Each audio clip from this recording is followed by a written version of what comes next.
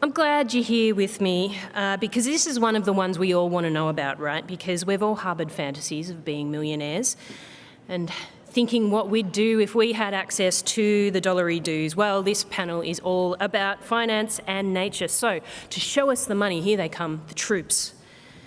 Tony is taking over for this session. Tony Jupp is the Director of Conservation for the Nature Conservancy, which is one of the conference sponsors, with over 30 years of experience in conservation and communication.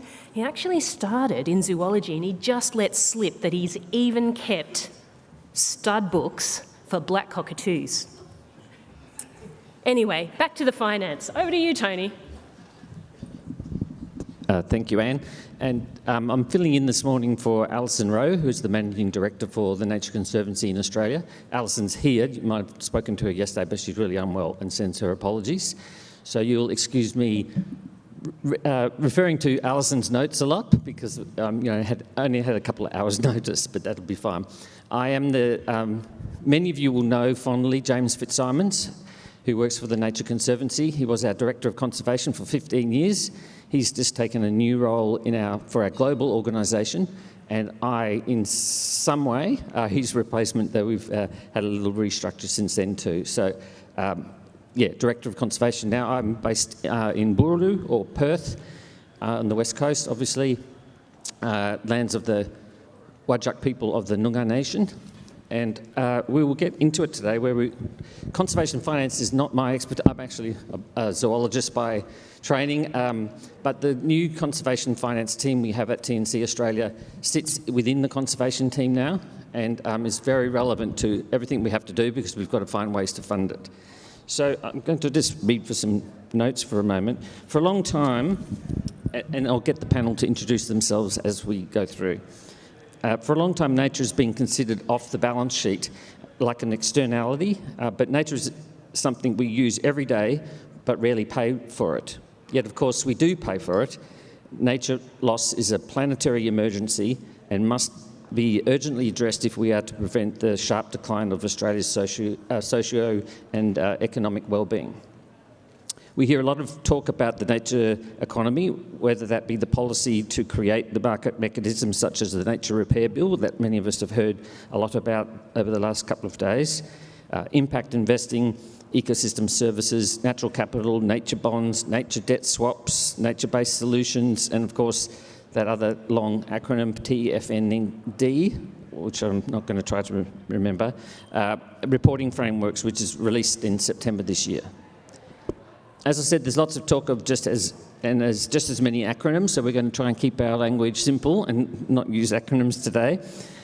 We will explore how we can scale solutions to close the approximately $1 trillion Australian dollars, which is the gap between what we need globally to get nature back on a positive track.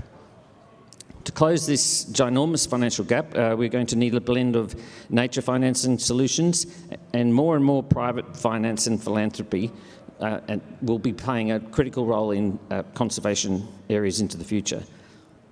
This cannot and should not replace the role and necessity of public funding, which of course doesn't reflect the actual level of the urgency that we're facing, but it will leverage the success of the strong private land conservation sector. So let's get into some questions first, and this will be my question to all the panel members. Simon, we'll start with you and let you introduce yourself. I would like to start by asking you about the current state of financing for nature in our industry and in our sector. Simon, institutional scale investment will be required to achieve the big objectives to prevent nature loss and deliver a nature-positive economy. As such, we're seeing in terms of the ways of institutional level investment is starting to be deployed to support nature, or is this still in the realms of philanthropy and some private investment? Great, thank you, Tony. And hi all, Simon O'Connor, I'm the CEO of the Responsible Investment Association. So I work with institutional investors, super funds, fund managers, banks, insurers, through to financial advisors. And Tony, I think it's great that we've got a zoologist moderating this conversation, because actually what we need is to bring these realms together, because the finance sector who sit in here don't know enough about the zoology, biology, biodiversity, and need to learn from you. And likewise, your sector needs to be working with the finance sector. And fundamentally, why that is because of the scale of the challenge that you've just outlined there. So we know we need to mobilise billions in an effort to create a net zero and nature positive economy. And if you think about where those billions and trillions are likely to come from, you know, philanthropic giving probably sits somewhere in the order of 10 billion annually in this country. There's a thriving and growing impact investment community that, from our recent research, sits at about $60 billion annually invested under impact, neither of which on their own are sufficient to address the challenges.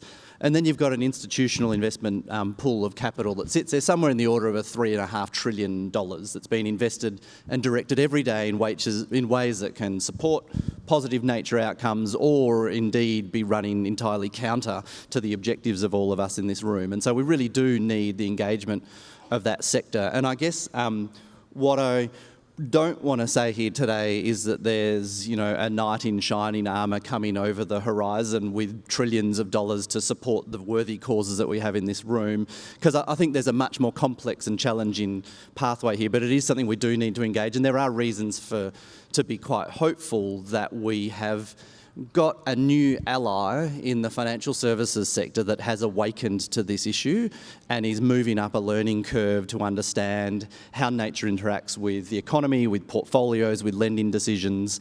And there's lots of indicators that capital is starting to shift, being informed by nature, conservation, biodiversity issues. So again, we've seen, we've run research on this industry, the responsible investment industry, for 20 odd years, and in the most recent research, we're seeing an increase in allocation to thematic sustainable funds in the order of 250 billion, of which nature and conservation has become one of the highest thematics being considered in that.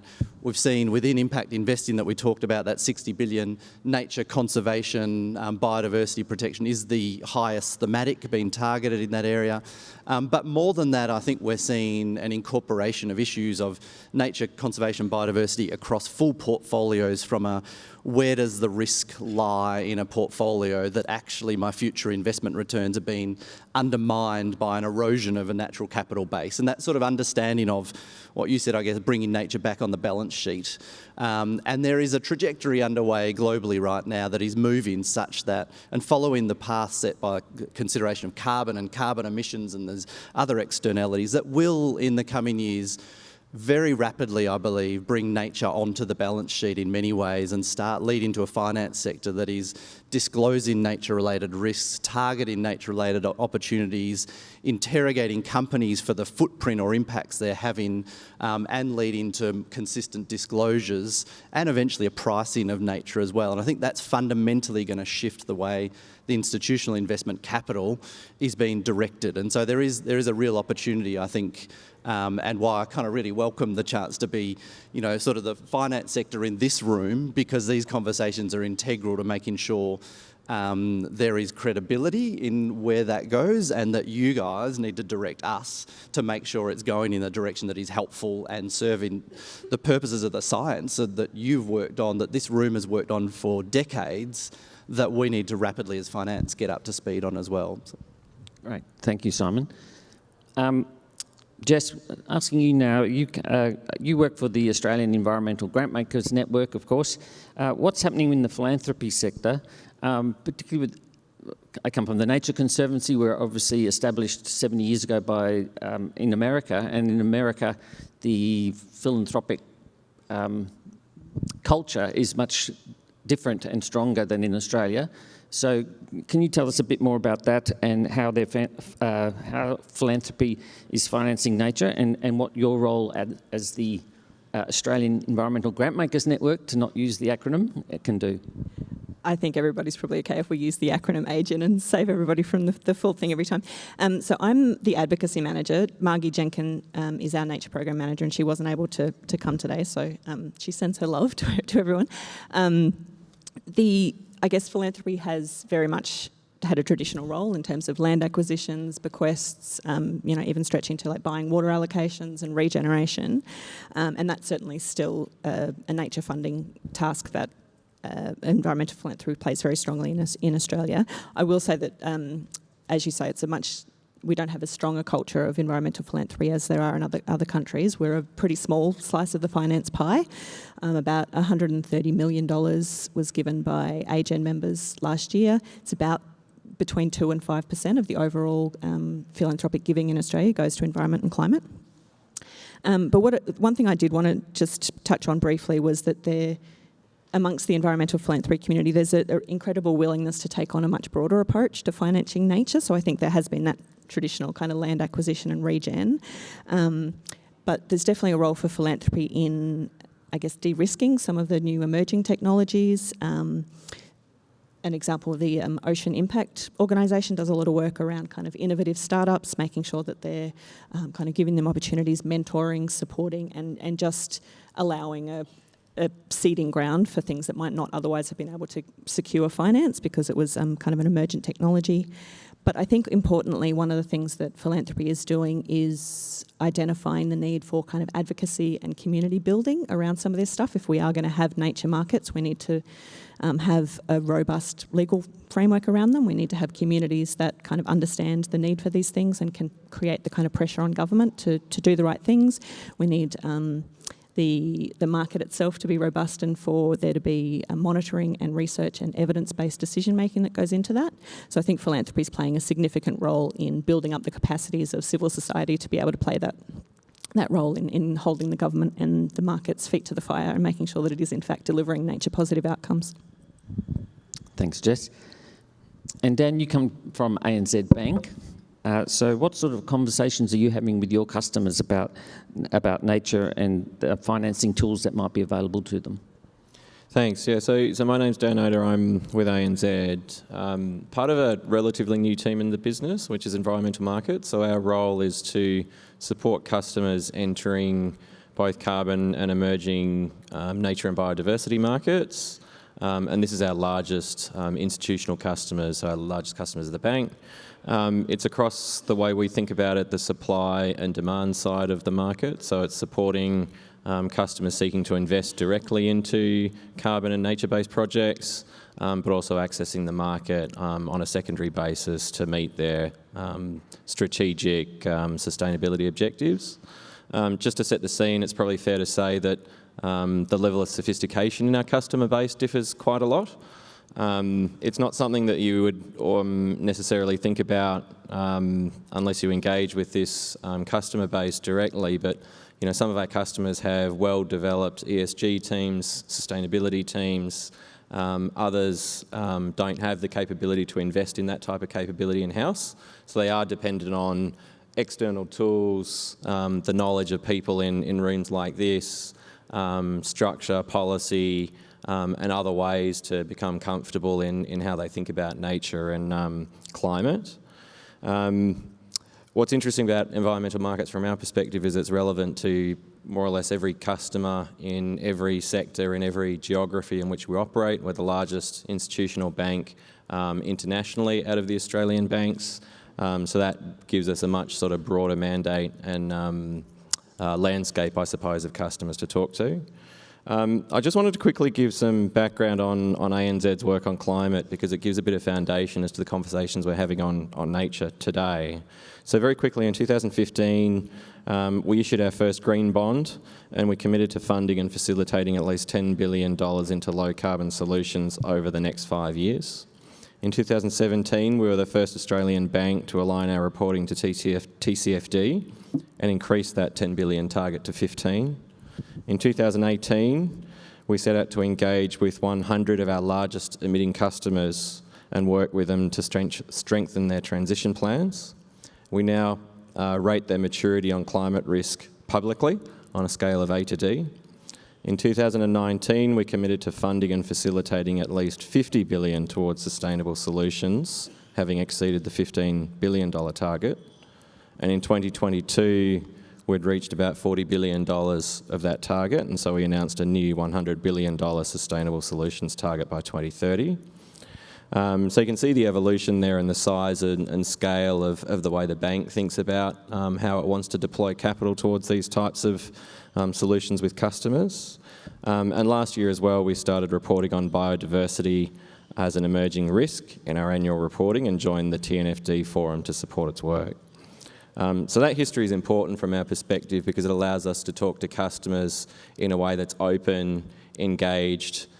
Customers are not surprised to hear from us when we start to talk to them about nature because we've had this sort of multi-year history of talking to them about climate, what it means for their business and what it means for us as a supporter or financier of their business.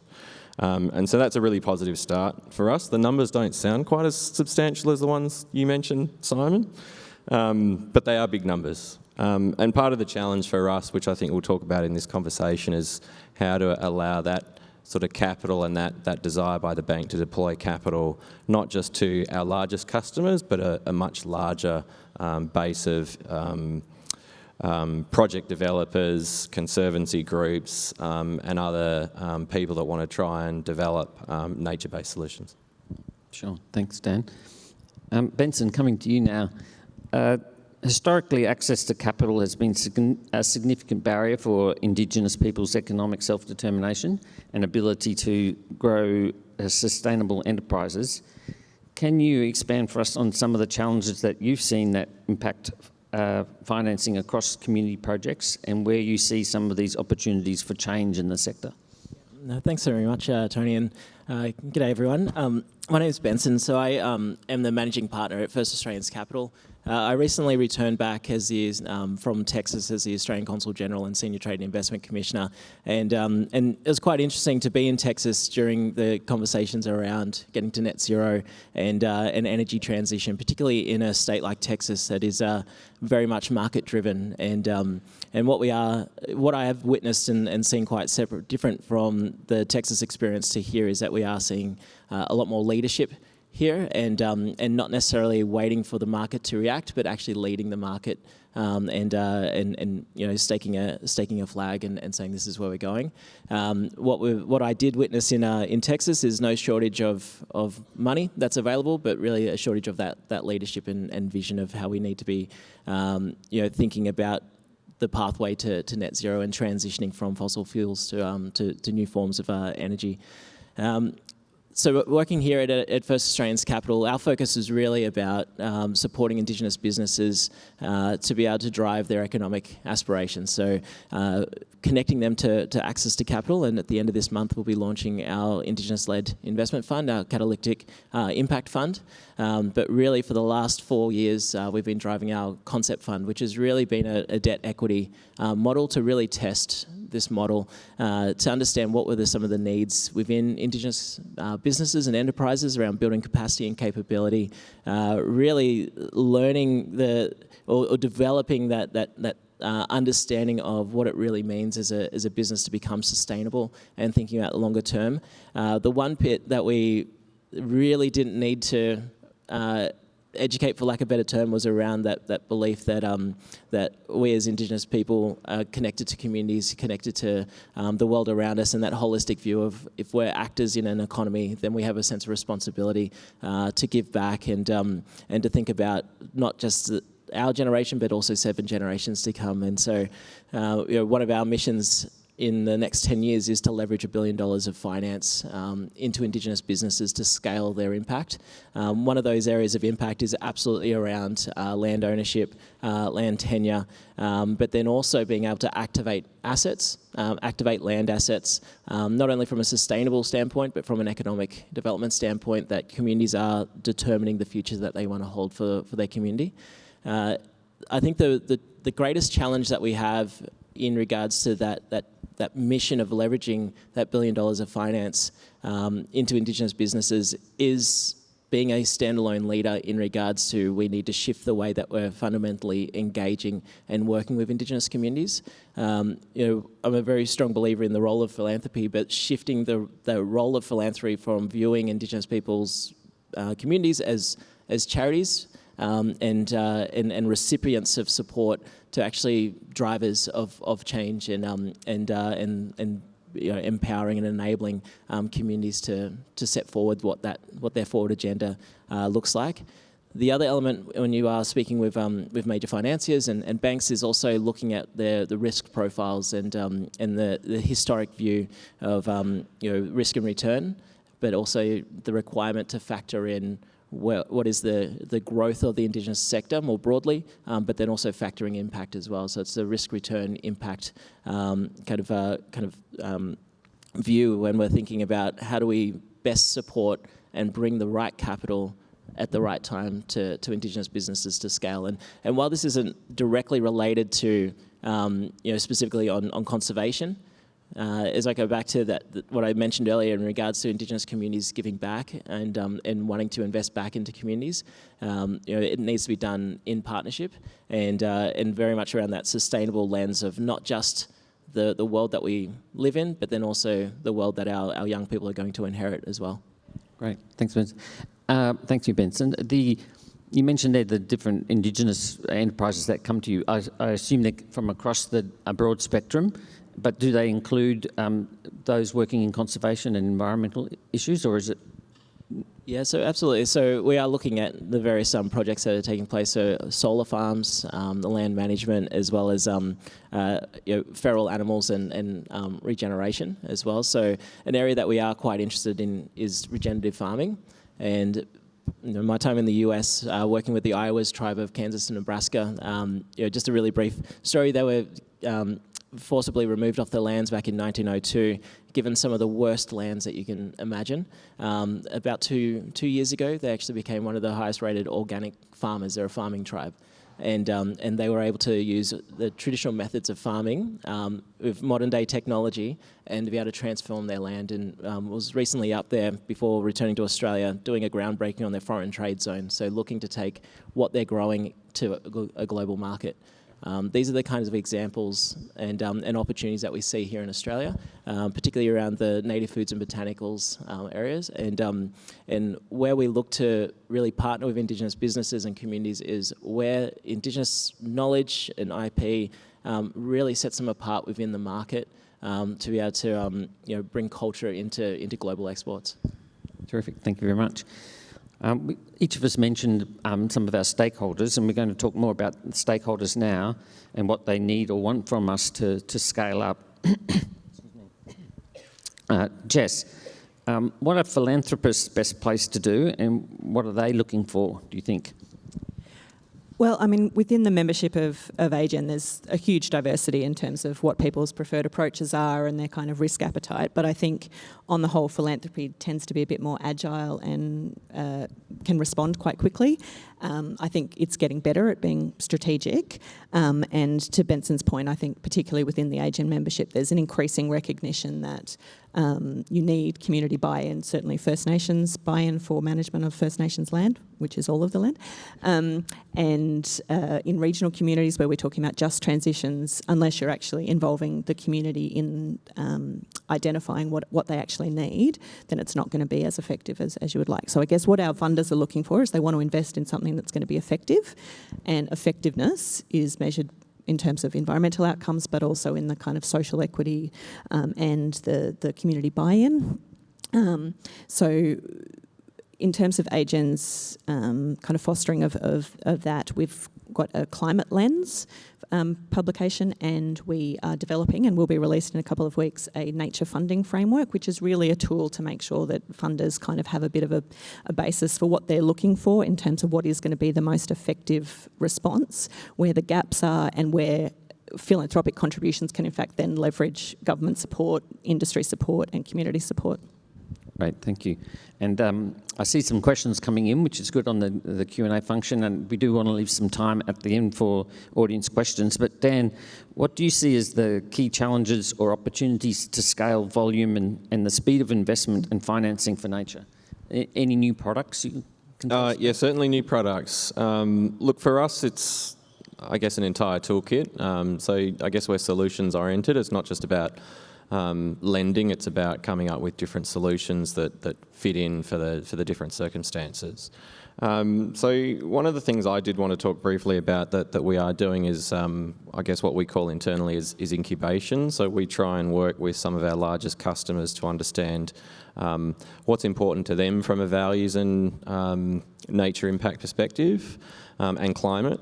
And we try and triangulate with science, academia, government, policy, and then banking knowledge, I suppose, around sort of what's required to actually come up with a solution that makes sense and triangulates that sort of climate, nature and community outcome. So one thing that we did announce publicly, it was a little while ago now, but it is sort of progressing in the background, is Project Wheatbelt, which is an attempt to work with 3 very different organisations, so ANZ, an oil and gas company, INPEX, and Qantas, an airline. We don't really have a lot in common in terms of our core business, but we do have a lot in common in terms of the things we're trying to achieve. So we're working very closely together as partners, which is very different to a borrower sort of lender relationship, to try and understand what it is that we can do to sort of unlock something that delivers an outcome that's broader than just carbon credits, for example, and sort of capturing carbon through a reforestation project, but also considering in this case what's the broader benefit to, and this is in the Wheatbelt region of Western Australia, to salinity impacts, land degradation, giving landowners certainty of income from a new income source for low or marginally productive land, but integrates with their existing farming practices as well. So really interesting ideas for us. It's not lending, it's quite new and challenging for us, and it's challenging for our partners as well. And what I really enjoy about being here is having that sort of breadth of perspectives and being able to share ideas. I've already spoken to some of the people on the panel just before coming up here about some different things that we hadn't considered. So new products, certainly. If I can mention just quickly as well, coming back to sustainable finance, which is one of the core things that the banks do now, just reflecting on that part of what we do. 5 or 6 years ago, sustainable finance was a relatively new concept in banking, not well sort of understood or established in the market. I use this sort of number generally, but it's my understanding that our lending activity with our largest customers today, about 30% of that activity has a sustainable or green component to it within the structure, which is quite an enormous amount of change over a few years. We have a team of 31 people internationally that do sustainable finance, and that as a financing technique continues to evolve and bring in considerations to things like nature-based outcomes. Great, thank you. Very interested in the wheat belt. I grew up in the wheat belt in Western Australia, so very dear to my heart. Benson, how are you approaching stakeholders from funders, investors, Indigenous businesses and more? You've touched on that a bit already, but in terms of stakeholders and what they want from you, can you tell us a bit more about that?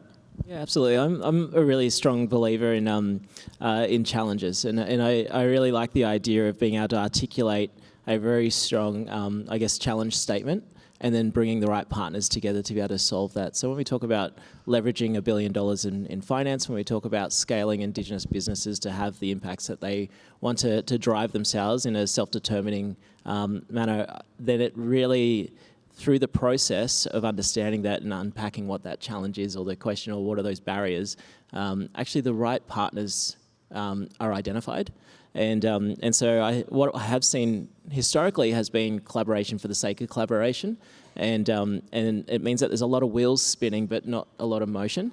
And I think if you have that broader idea of what we're solving for and then moving backwards, I think there's a huge opportunity to solve that. And the model that we approach this with is actually around ensuring that Indigenous people are at the front of that in regards to more kind of the centre of that vehicle, kind of driving towards solving that challenge.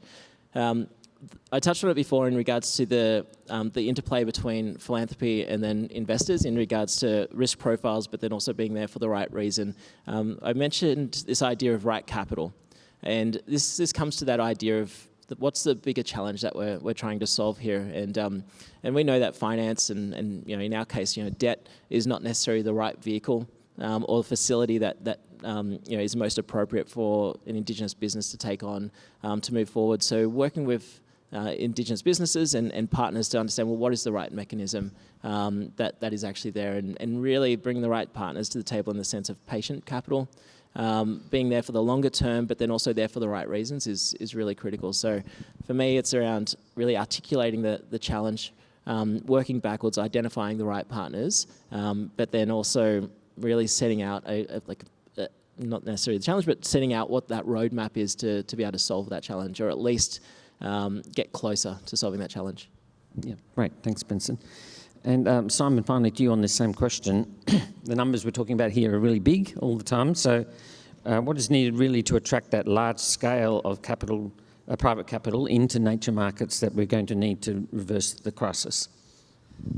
So there's probably needs at multiple levels, and just to add into what we've heard, I guess, and taking from the experience of climate and carbon markets and the understanding of carbon in financial services, it's really been 20 years of work to start actually understanding how carbon and climate interacts with the creation or destruction of value in a portfolio or a lending book. And I guess we're going through a similar process right now to really help articulate to the financial services sector how and where and at what point nature or the erosion of nature can intersect with value creation or destruction. And so that articulation of all of the knowledge in the room held by experts, like in a room like this, that ability to translate that into a financial services kind of framework and valuation structure is what's going to help us to kind of unlock and realise how capital needs to shift and operate and be invested and lent differently.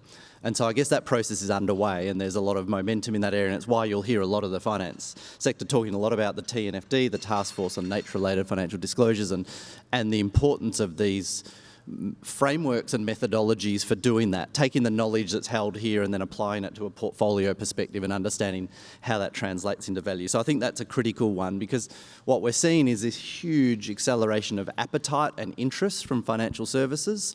So a report from Pollination Group recently just showed, of large global institutional investors, about 2/3 are looking for nature-related opportunities in their portfolios right now, and I understand there's a need and a desire, but I think we need to help to direct that to the right areas, the right assets, the right asset classes, and how that works. And so I think we're on a learning curve, and we kind of need to be working with you as a room to help us move up that learning curve, because there's some fragility here. Capital could start being thrown in all kinds of directions. It's not that helpful if we don't kind of get the structures right and the direction of it right. Obviously, then it comes to kind of products and structures, like where is that money then, that demand going to go? And we're seeing sort of almost this period of piloting models, and it's really encouraging to see the way banks are exploring how do you analyse kind of credit risk through a nature-related perspective, and that being applied at a core lending kind of credit risk assessment process, and we need to move that through to investors as well. There certainly are products coming through that meet an institutional investor kind of appetite and risk and structures, and you hear all kinds of fun and fancy stuff like rhino bonds and mangrove bonds and reef bonds and platypus bonds, and you've got wetland funds and water funds and nature funds and conservation funds. So it's, but I think actually where some of the biggest licks of money are going to start changing is actually where there's sort of a nature overlay on what we'd call real assets investing. So already an institutional investor has massive exposure to infrastructure, to agriculture, to property, to land. We know how big some of the big fund managers are in terms of owners of private land in this country, and the impact they can have by managing that land differently as an additional kind of lens through which they manage, whether it's agricultural land or infrastructure, or can have a huge role, I guess. And so that's not going to present itself as new money going into nature-based solutions, but actually improving the way we're managing existing assets, which I think is a huge opportunity for big wins there. Thank you, Simon. With the panel's indulgence, I'm going to pause on the questions there and go, because we've only got 7 minutes left, and I've got some questions from the audience. So, from Lily Peachy from the NAB Foundation, a question for you, Jess. Lily says, I have a sense that there is a level of distrust in corporate philanthropy. If I'm right, what could the sector do to address this trust deficit? This is definitely a question that Margie would have been better to answer than me. I wouldn't say that there's a distrust in corporate philanthropy necessarily, but I do think, for some of the reasons that Benson's touched on also, there is a question as to why people are investing and what they're expecting to get out of it. So I think it's that relationship building and making sure that it's clear what the project is, why a particular corporate has decided to invest and what they're expecting to get out of it. And also, again, just going back to that, it's about capacity building within civil society so that they can monitor these things, so that they can advocate for change, and so that they can be making sure that all of this stuff is done within a robust framework. Great, thank you. A question from Jennifer Barwick. Before perhaps you first, Dan, and then maybe Simon, you'd be interested as well.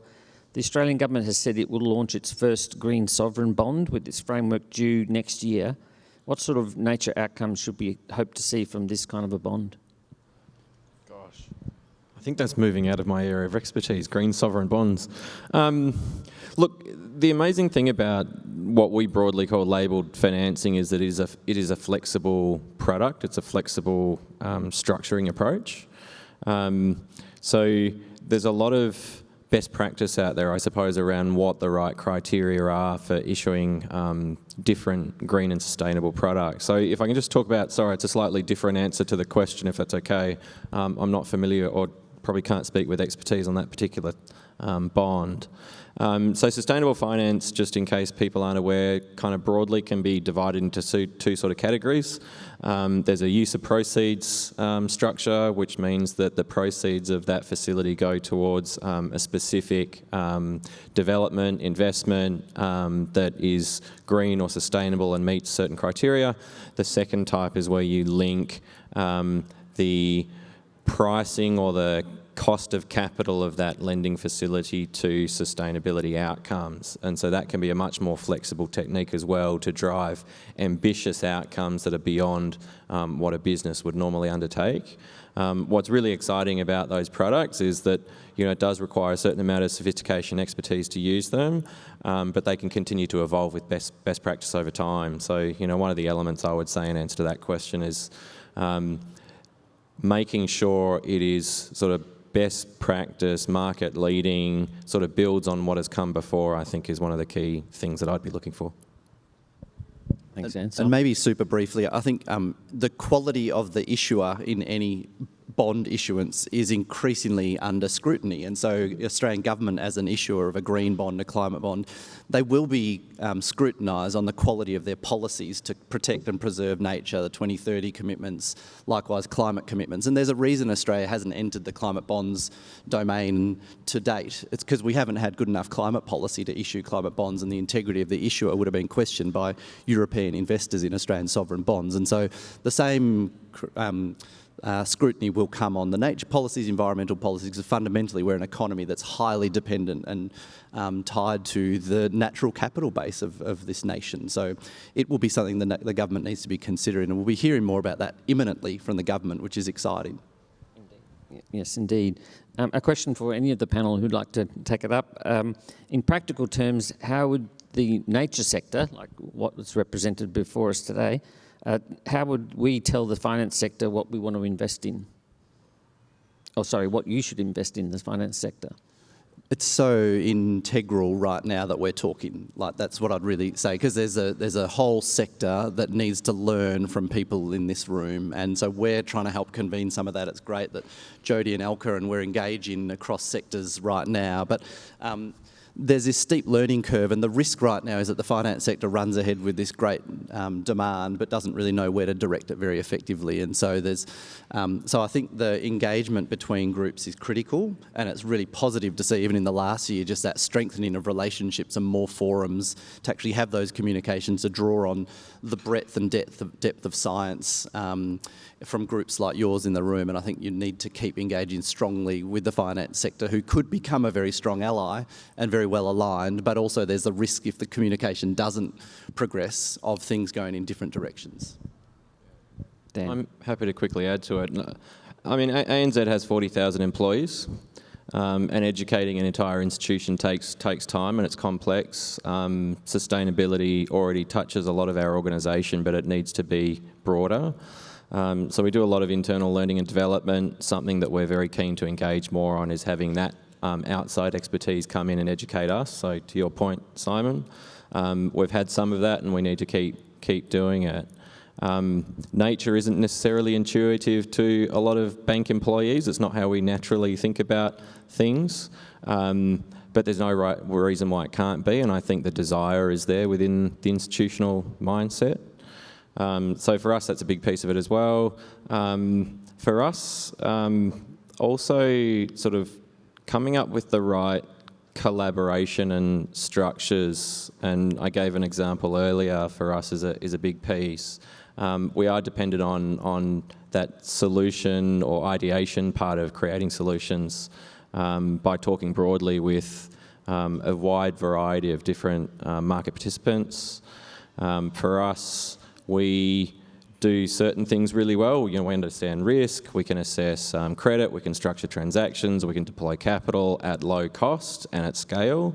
But we need to understand the underlying sort of assets and the underlying outcomes that you guys are trying to achieve. Okay, thank you very much. And I think part of that challenge is what we're trying to break down today, which is the two sectors have been able to talk in the same language, because it's quite difficult sometimes for us conservationists to get our head around high finance, and probably the other way around too. So hence the attempt for a acronym-free zone for this presentation. So we're at time. Anne, are we handing back to you? So thank you very much, everybody.